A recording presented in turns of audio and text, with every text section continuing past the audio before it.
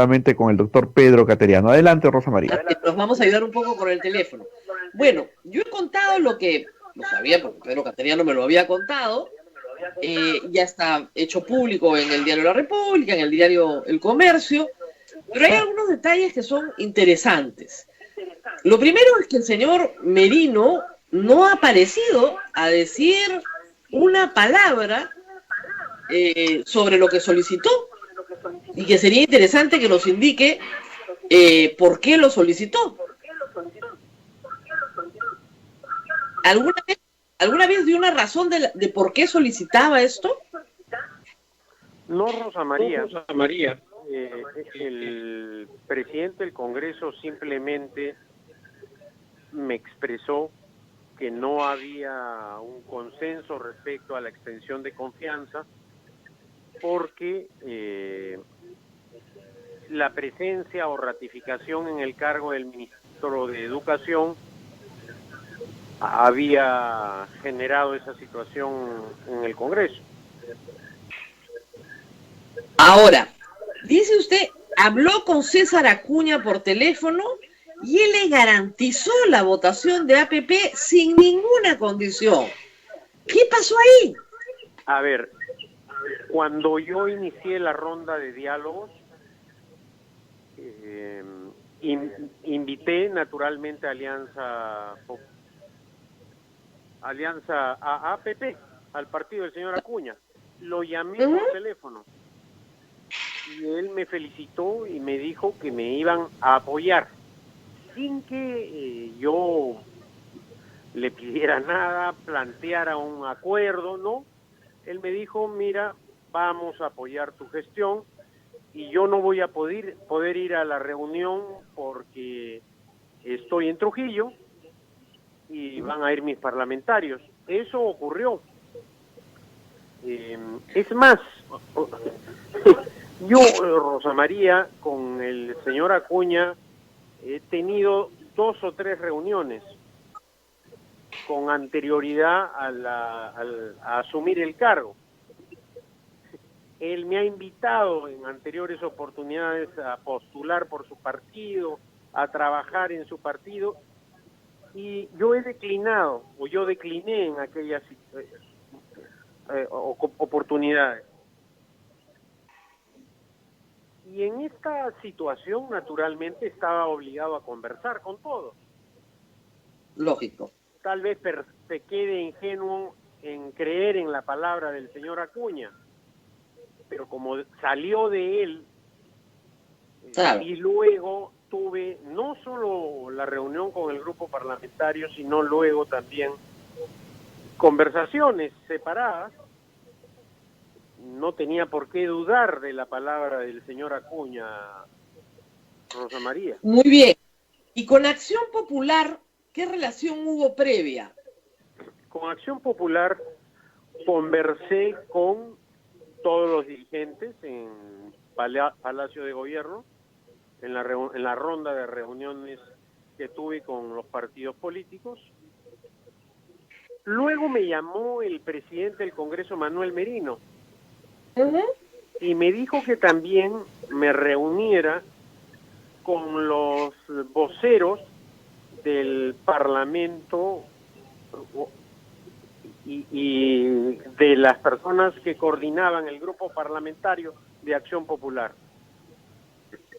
Perfecto. También me reuní con ellos en la Sala Pérez de Cuéllar de la Presidencia del Consejo de Ministros. Asistió el general Gibovich, ahora congresista. También acudió el señor Burga y 2 personas más. O sea que sí he tenido reuniones. ¿Y en esa reunión le hicieron ver que querían algo, que no les gustaba su política sanitaria, económica, qué sé yo? ¿Algún tipo de reclamo? Recuerdo que acudió, por ejemplo, una congresista por Huánuco que me expuso las necesidades urgentes ocasionadas en esa región por el tema de la pandemia.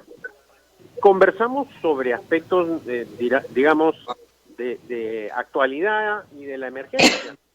pero no hubo ningún cuestionamiento, en ningún momento me mencionaron el tema de la permanencia del ministro de Educación. Eso, como digo, surgió a raíz de una llamada que me hizo el señor Merino. Claro, dijo, ya el "Pedro, 29. necesito hablar urgente contigo". Y yo estaba ese día en Palacio de Gobierno, eran aproximadamente las 9:30, 9:15 de la noche. Claro. Y le dije, no hay problema, yo estoy cerca, voy a tu oficina. Vente, pues, me dijo, y fui.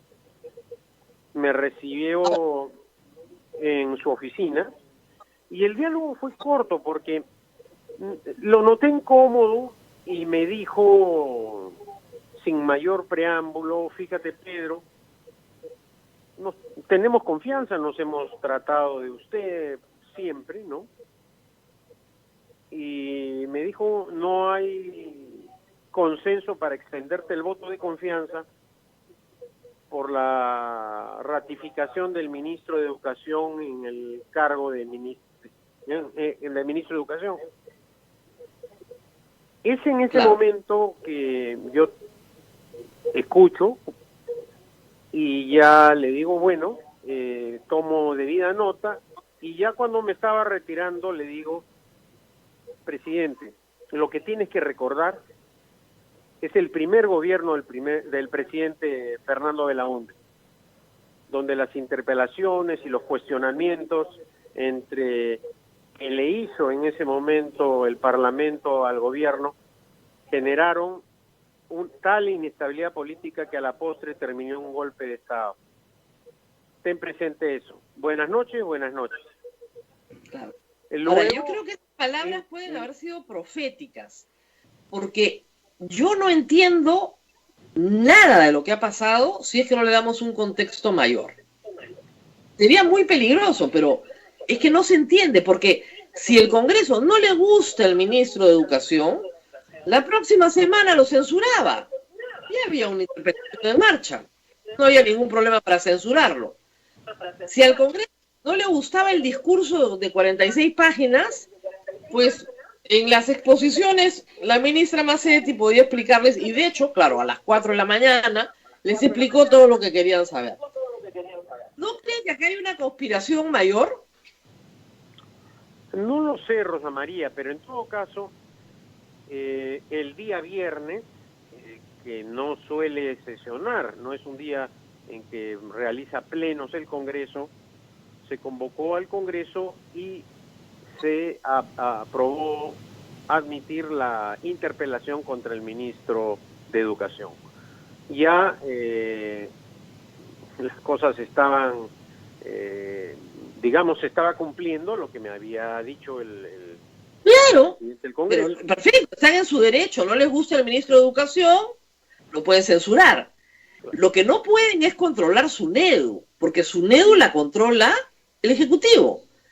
Ahora, naturalmente, apenas tuve la reunión con el presidente del Congreso, le pedí al presidente Vizcarra reunirnos para informarle Claro. el tenor de mi conversación con el presidente Merino.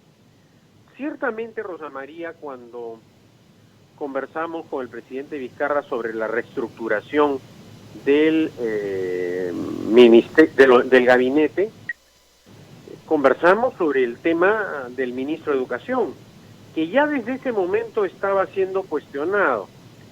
Claro. Y coincidimos con el presidente Vizcarra que confirmarlo en sus funciones implicaba dar un mensaje político de apoyo a la reforma universitaria que había impulsado el ministro, razón por la cual se le mantuvo en el cargo.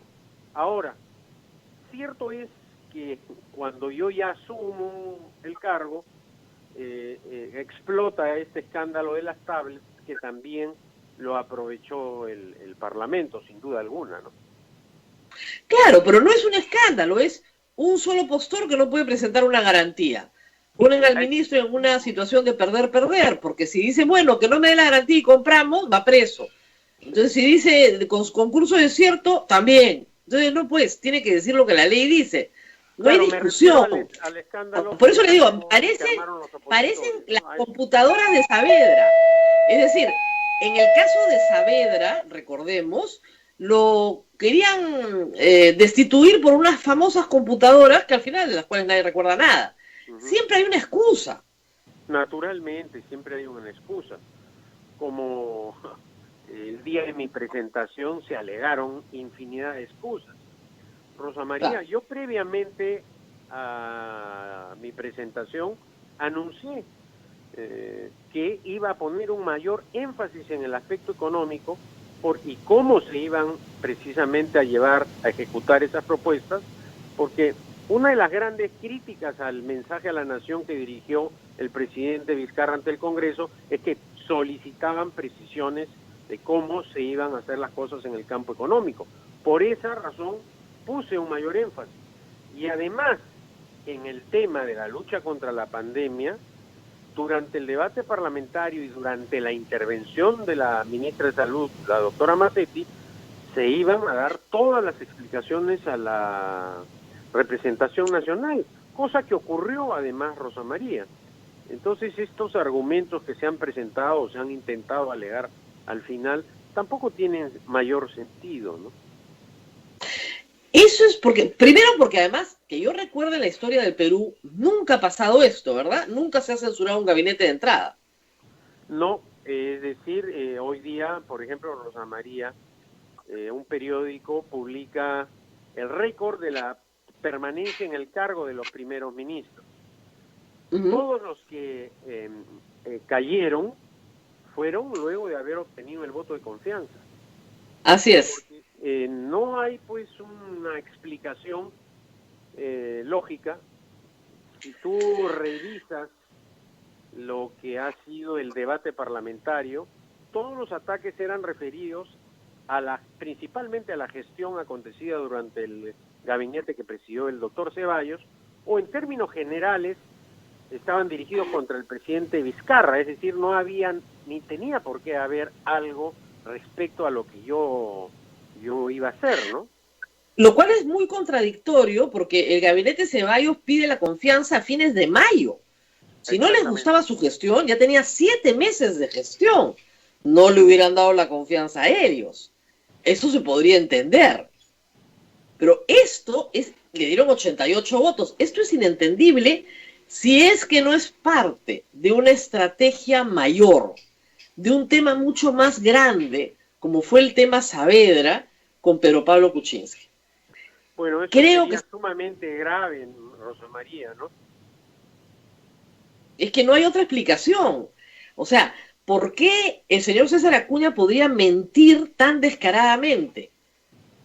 ¿Por qué el señor Merino trataría de salvar la situación con el ministro de Educación si sabe perfectamente que lo pueden censurar una semana después? No es la minería ni es la reforma electoral. Esto es más grande. Tiene que ser más grande.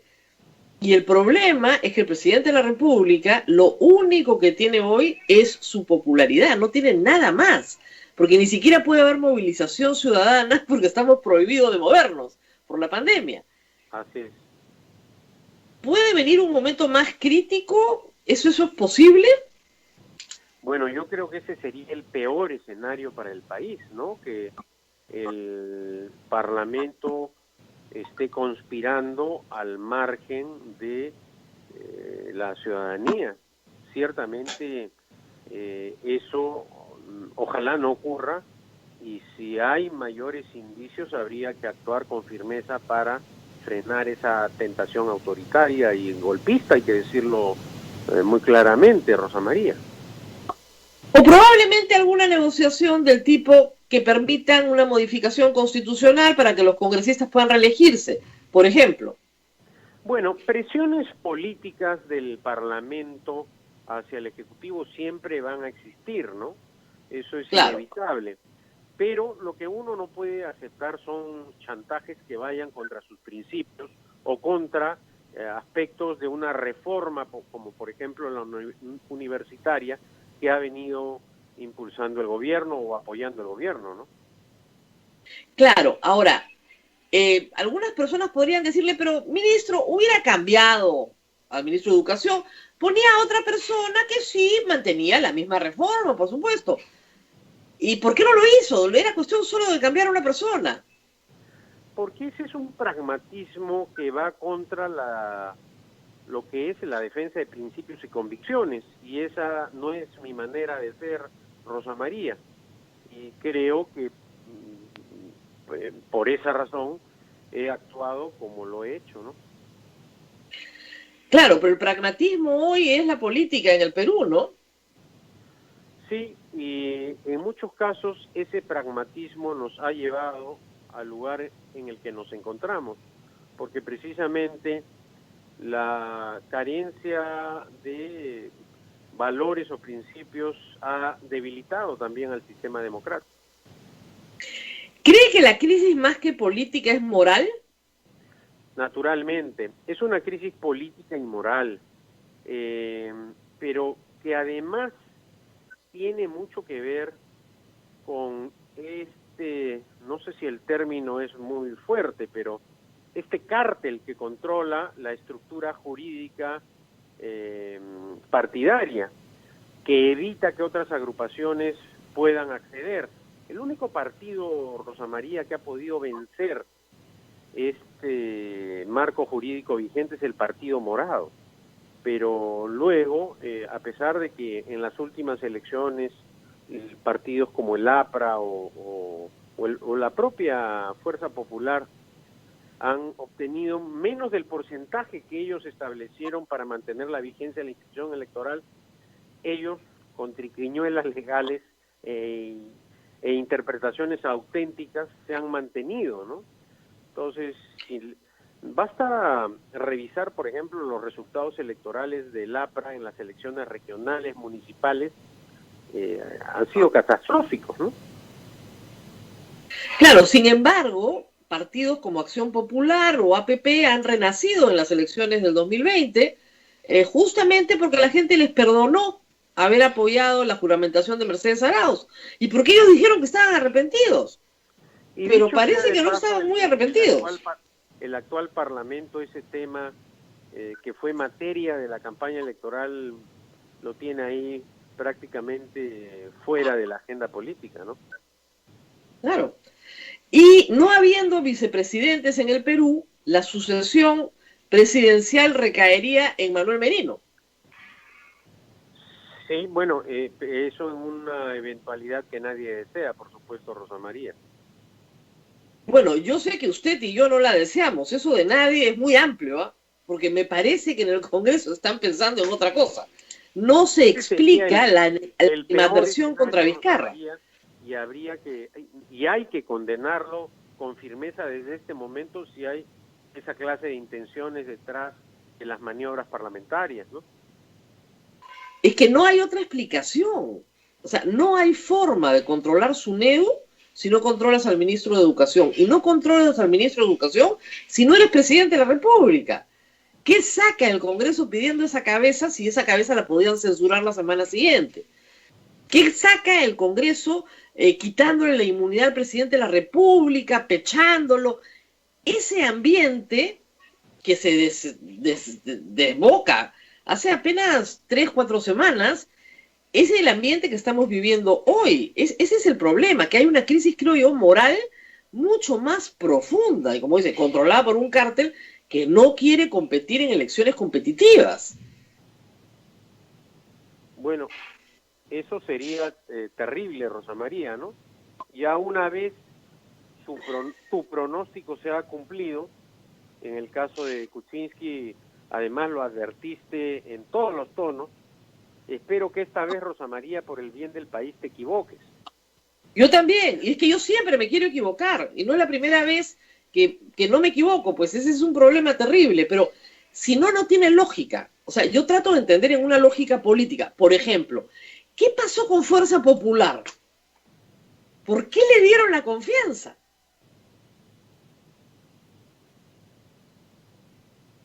Creo que hemos perdido la comunicación con el ministro. Rosa María. Sí, ¿qué pasó con Fuerza Popular? ¿Cómo explica eso? Bueno, en realidad es una votación no solo sorpresiva, sino también para responderte inexplicable desde el punto de vista político. Porque, Claro. por ejemplo, cuando tuve los diálogos con Keiko Fujimori, específicamente en la anterior ocasión, Fuerza Popular se abstuvo disciplinadamente, ¿no? En esta ocasión mayoritariamente han extendido el voto de confianza y solamente el sector radical, digamos, ciego y fanático de Fuerza Popular que representa a Marta Chávez votó en contra. Pero bueno, sí es una votación que desde el punto de vista político es inexplicable. En todo caso, sí estoy obligado salvo que a ellos agradecer sepan algo que nosotros no ese gesto sabemos. político, ¿no? No, como le digo, todo es inexplicable, salvo que ellos sepan algo que nosotros no sabemos. Yo creo que tienen una mochila muy cargada y no le quiero poner más piedras, pero públicamente el congresista Columbus, ¿no? Que es el que ha dado las razones por las cuales Fuerza Popular me extendió mayoritariamente la confianza. Y repito, Rosa María, ya que me pregunta sobre este tema, me veo ciertamente obligado a agradecer ese gesto político, al margen de las discrepancias naturales e insalvables que tengo con esa agrupación política. Claro, lo de Somos Perú se entiende también porque parece que no son parte de la colada, no están en el otro grupo, eso me queda más o menos claro. Están en la mesa directiva, pero no están en el grupo de Podemos, el APRA, APP y AP. Pero, y lo del Partido Morado se entiende porque dijeron de entrada que sí iban a dar la confianza. Ahora, FREPAP. Bueno, los del Partido Morado en realidad, en sus parlamentarios en diferentes tonos, sustentaron la manera en que iban a votar, ¿no? Hecho que también agradezco. El día de hoy le he enviado un mensaje al jefe del Partido Morado, a Julio Guzmán, agradeciéndole el gesto democrático de apoyo de su partido a mi exposición en el Congreso. Pero lo de FREPAP, ¿cómo fue la reunión con esos dirigentes? Yo diría que en la ronda de conversaciones fue la más agresiva, la actitud más agresiva de su coordinadora, la congresista Céspedes, que tú entrevistaste, creo, el día de ayer. Así es, anteayer, antes de la exposición. Sí, muy agresiva. Ellos ya tenían ¿Por qué? una posición marcada, ¿no? Y bueno, y yo sabía que el Frente Amplio y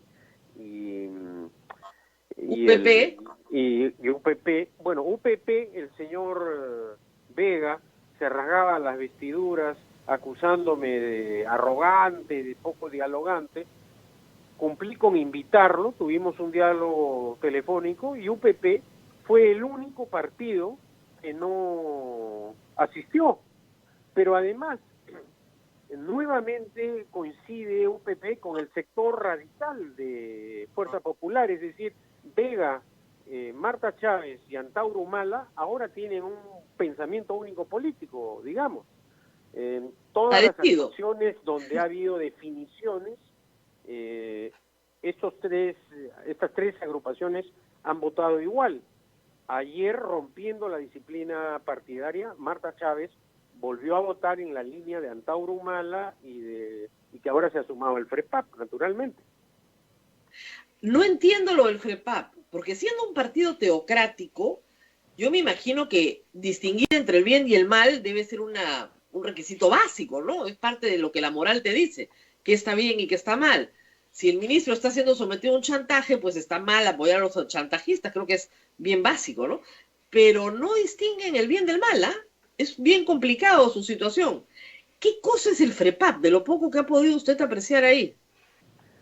Creo que es una agrupación fanática religiosa, muy desinformada en materias elementales del manejo del Estado.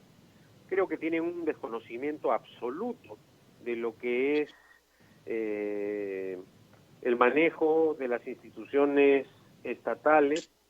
En materia económica están congelados ideológicamente, diríamos, con el avance y con lo que significa una economía social de mercado o una economía libre. Y bueno, cuando tú actúas con un fanatismo religioso al margen de lo que establece la Constitución, ciertamente la conducta política es peligrosa, muy Un peligrosa. albur, exactamente. Pero los ubicaría a la izquierda. Yo los indicaría desde el punto de vista de una definición ideológica en una zona de confusión absoluta, ¿no? Ni siquiera de izquierda a derecha, confundido. Inexplicable, es decir, y claro, a algunos parlamentarios del FREPAP hay que adivinarles lo que desean expresar o sustentar, ¿no? Ahora, es lo que quería preguntar, ¿qué quieren? Porque, ¿por qué tanta agresividad? O sea, ¿usted le ha hecho algo a estas personas en el pasado, cuando fue primer ministro? O sea, ¿de dónde tanta ira? A veces uno se pregunta, de repente, o sea, yo entiendo la ira de Antauro, la puedo entender. Es evidente que usted se opuso al indulto del hermano de Ollantumala. Entonces, Antauro en la cárcel, obviamente, le entiendo la ira. Pero al FREPAP no le entiendo la ira. Yo tampoco entiendo, ¿no? Y además es contradictorio que estas personas que se presentan como religiosas o supuestamente entregadas a causas tengan esta clase de conductas agresivas, fanáticas, ¿no? Pero en fin, forma parte de la nueva configuración política del país, ¿no? Era un poco más amable a Taucusi que la señora Céspedes, ¿no? No siguiera las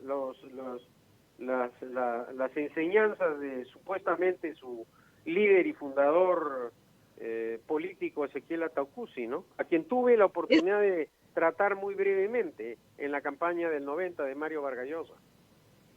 Sí, porque además él le ofreció los votos de sus correligionarios, bueno, de sus fieles, ¿no? A Mario Vargas Llosa. En realidad... Bueno, en este caso, efectivamente, no eran seguidores políticos, sino fieles, ¿no? Fieles, claro, porque en realidad él no es el fundador de un partido. Para ellos, él es Dios. O sea, es más complicado. Es más complicado. La agrupación política FREPAP forma parte de una secta religiosa, que es en realidad lo que es que son los israelitas provenientes de que siguen que siguieron y que siguen a Ezequiel Ataucusi, ¿no? Así es. Ahora, hacia futuro ya no está en la presidencia del Congreso, del Consejo de Ministros, está clarísimo. Digamos, la suerte que tienen los ministros salientes es que, como dicen, se van a dormir y duermen con los angelitos porque ya nada es su responsabilidad. Pero ya como ciudadano, ¿hay alguna posibilidad de pacificación entre el Ejecutivo y el Legislativo?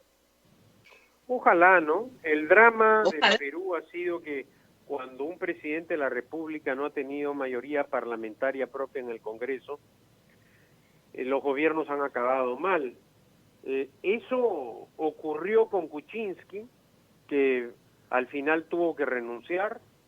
Eso ocurrió con Vizcarra cuando el fuquiaprismo controlaba el Parlamento y ejercía el poder de una forma abusiva y violando el orden constitucional. Cuando los peruanos elegimos a este nuevo Parlamento que ha reemplazado al disuelto, creíamos que esta situación de conflicto permanente entre los poderes del Estado iba a cesar. Lamentablemente no ha ocurrido.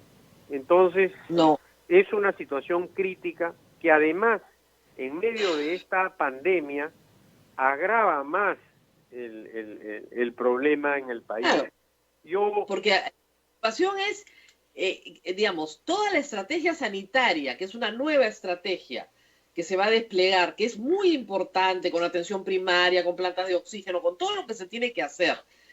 Es una estrategia muy agresiva que necesita un líder bien fijado. Y el problema es que si el puesto de la doctora Macetti está en veremos, porque los congresistas están planificando vacar al presidente o dar un golpe de Estado, Entonces, es bien difícil combatir una pandemia, digamos, ya desde un punto de vista pragmático.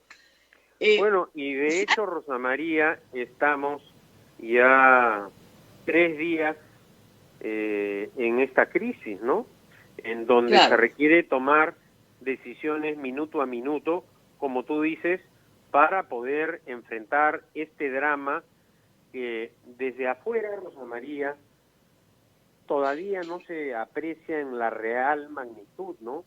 El drama que significa administrar o gestionar el gobierno en medio de una crisis tan profunda, no se lo deseo a nadie, ¿no? Es una experiencia que conmueve, que duele, pero que hay que llevarla adelante, ¿no? y sobre ese tema, ¿cuál es el balance de lo que vivo en estos 20 días? Mi impresión es que falta todo, que hay una carencia más o menos de todo. Sí, Rosa María, porque, por ejemplo, ¿no? Los aviones Spartan que se adquirieron durante mi gestión han sido insuficientes para atender la pandemia. Y ya algunos de ellos están con saturación en las horas de vuelo, necesitan mantenimiento, hay la necesidad de hospitales ambulancia. Es decir, todo lo que se discute permanentemente y se cuestiona, se objeta, que por qué se compran estos aviones, que por qué se compraron los helicópteros, que por qué se compraron los modulares para la Marina, todo eso al final ha servido. Pero ha resultado además dramáticamente poco, Rosa María, porque el país necesita más equipos, necesita más médicos. Por eso, por ejemplo, hasta el final he peleado para que se aprobara ese decreto de urgencia que permitiera la contratación de médicos nacionales y extranjeros, que ha sido toda una batalla, diríamos, Rosa María, ideológica y gremial, inaceptable en plena pandemia, en donde el colegio médico tuvo una postura política, no una postura médica. Este decreto de urgencia se ha podido publicar el día que me presentaba en el Parlamento, Rosa María. Entonces, esta clase de cosas no se pueden repetir en el país. Ahora, ¿cuántos médicos faltan? ¿Qué cálculo tenía la doctora Massetti? Porque de todas partes te dicen no hay atención. Faltan en todas las regiones, ¿no? Y médicos intensivistas, que son los especialistas para atender esta pandemia, estamos en un déficit tremendo, ¿no?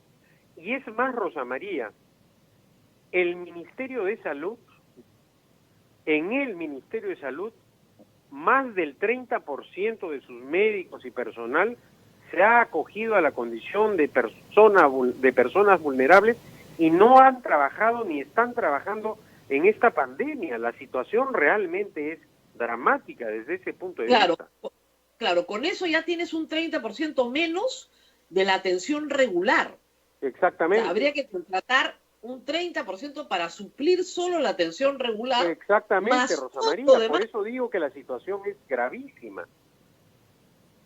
Gravísima. Y se han hecho concursos gravísima. Y no se presentaban los médicos nacionales para ir a Huancavelica, para ir a Ayacucho, para ir a Huánuco. Entonces, yo le dije a la doctora Massetti, acá ya hay que sacar este decreto de urgencia. Claro, si no se presentan los peruanos, yo entiendo la preocupación gremial, pero si no se presentan, si no quieren ir a esas zonas o tienen otras preocupaciones, bueno, no hay, o simplemente no hay, abres al mundo. El que quiera venir, que venga. Exactamente. Ya hay ese marco jurídico y espero que sea de utilidad para que de manera acelerada se empiece este proceso, ¿no? Sí, porque es evidente, doctor, bien claro lo tenemos, que sin atención primaria esto no va a cambiar. No va a cambiar, exactamente. Virus, y el problema y es que no hay médicos para poder hacer efectiva para esa atención primaria, Rosa María, era poder contar con este número de médicos que no lo tiene ni el Ministerio de Salud ni de Salud. Tú no formas pues un médico en 7 semanas o en 3 semanas, Rosa María. Y acá estamos en un estado prácticamente de guerra y por esa razón era necesaria la contratación de los médicos que no estaban colegiados en el colegio médico, ¿no?